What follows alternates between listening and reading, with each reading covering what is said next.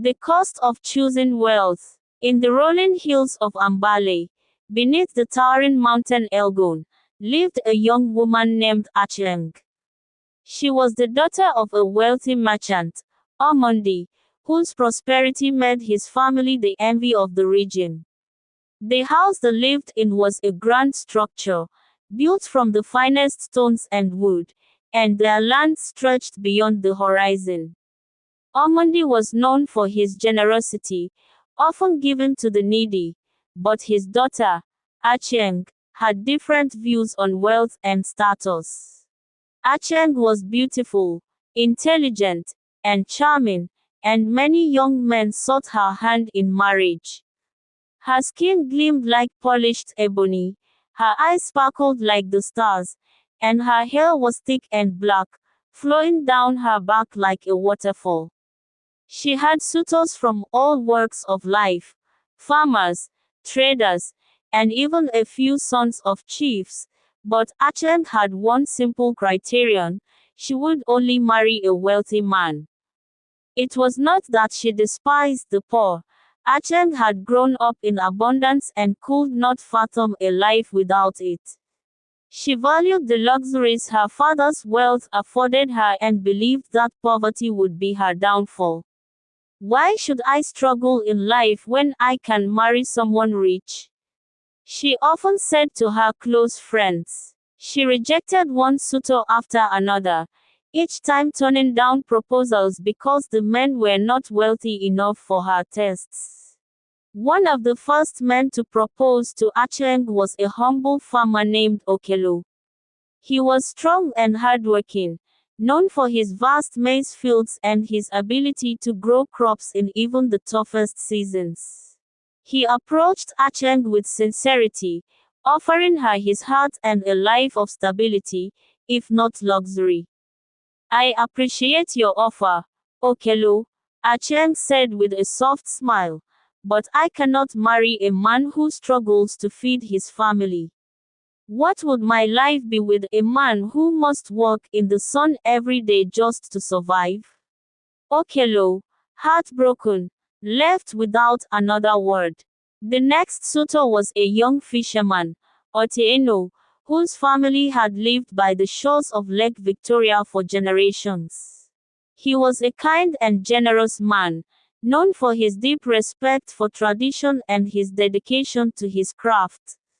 He loved Acheng deeply and believed they could build a happy life together.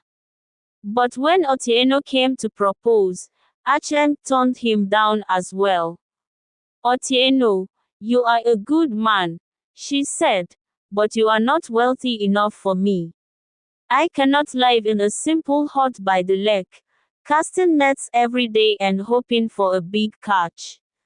I want more from life." Otieno left, his heart as heavy as the nets he cast into the lake.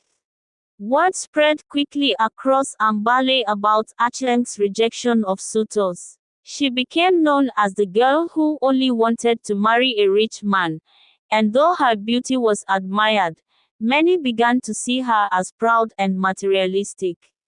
Still, Acheng remained confident in her choices, believing that eventually, a wealthy man would come and sweep her off her feet. Years passed, and Acheng remained unmarried. While her friends married, had children, and built homes filled with love and companionship, she waited for the perfect suitor, the rich man she believed would bring her happiness. One day, a new man came to Ambale. His name was Ocheng, and he was said to be a trader of rare goods, traveling from distant lands and accumulating great wealth along the way. Ocheng's arrival caused a stir in the village. He was charming, with an air of mystery, and he dressed in fine robes that glistened in the sunlight. His caravan carried silks, spices, and gold, and rumors spread that he was one of the richest men to ever set foot in the region. Acheng was immediately intrigued. Ocheng seemed to be everything she had been waiting for. He was wealthy, handsome, and had the sophistication that she had always admired. When Ocheng expressed interest in her, Acheng felt her heart flutter. At last, her dreams were coming true. Ocheng proposed to Acheng, and without hesitation, she accepted. The entire village attended their wedding, marveling at the grandeur of the ceremony.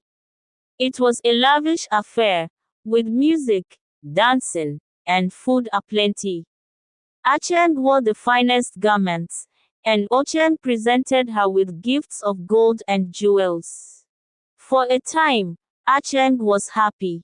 Ocheng showered her with gifts and affection, and she lived in the luxury she had always dreamed of. They traveled to distant lands, stayed in grand palaces, and dined with kings and queens.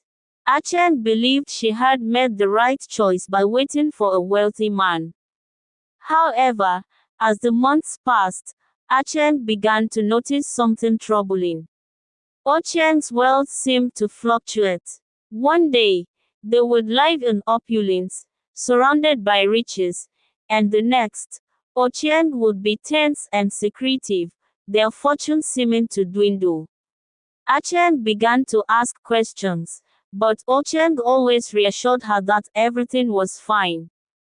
Then, one night, while they were staying in a distant town, Acheng overheard a conversation between Ocheng and one of his associates. The truth came out. Ocheng was not a wealthy trader but a con man, moving from place to place, accumulating debts and living off the riches of others until he was found out. The gold and jewels he had given Acheng were stolen, and their luxurious lifestyle was a facade. Ocheng had no real wealth. Acheng was devastated. The life she had dreamed of was a lie. She had married a man not for love, but for the riches she believed he possessed, and now she was left with nothing. Ocheng fled, leaving her behind with nothing but the clothes on her back and the bitter taste of regret in her heart. She returned to Ambale, her pride shattered.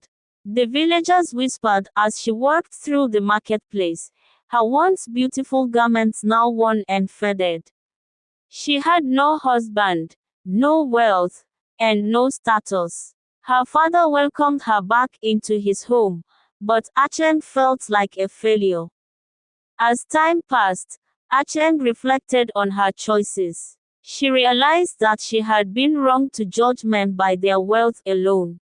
The men she had rejected, Okelo the farmer, or Tieno the fisherman, had offered her something far more valuable than riches, love, stability, and companionship. In her pursuit of wealth, she had lost sight of what truly mattered.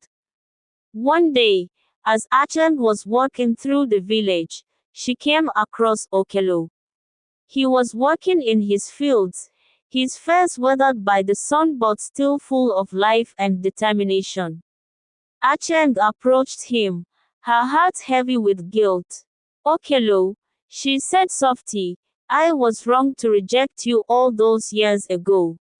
I see now that wealth does not bring happiness. You offered me a life of love and honesty, and I turned you away because I was blinded by my desire for riches. I am sorry. Okelo looked at her for a long moment, his eyes filled with both sadness and understanding. Acheng, he said, I loved you once, but I have moved on. I have a wife now, and children who bring me joy every day. I hope you find peace and happiness in your life. Acheng smiled through her tears, grateful for Okelo's kindness, even though it pained her to know that she had missed her chance with a good man. As she walked away, Acheng realized that her life was still hers to shape. She had learned a valuable lesson, that true wealth is found not in gold and jewels, but in love, kindness, and the simple joys of life. Years later, Acheng did marry, but this time, She chose a man not for his riches but for his heart.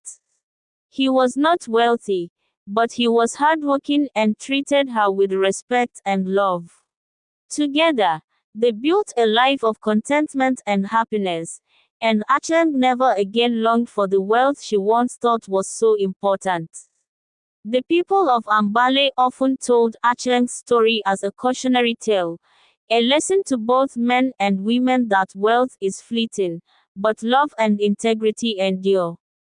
In the end, Acheng's life became a testament to the truth that it is not the riches we seek that make us happy, but the richness of our hearts and the lives we build with those we love. The end.